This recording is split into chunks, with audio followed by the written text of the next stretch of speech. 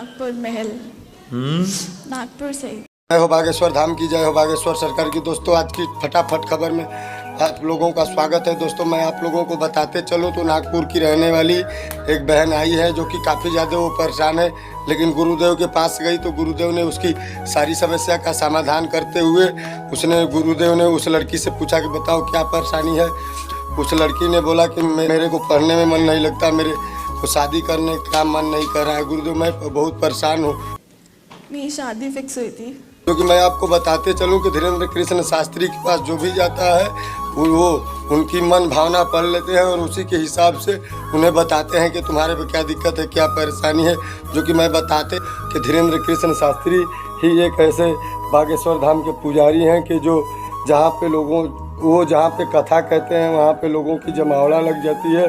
और हर एक कथा में धीरेन्द्र कृष्ण शास्त्री के कम से कम 4 से 5 लाख पब्लिक होती है। उसकी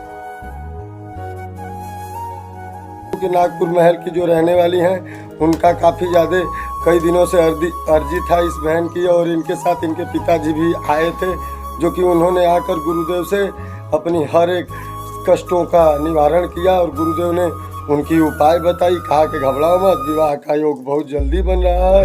क्योंकि हमारी वीडियो अच्छी लगी तो वीडियो को लाइक शेयर और चैनल को सब्सक्राइब जरूर कीजिएगा। बागेश्वर धाम की जय हो, दंद्रहुआ वाले सरकार की।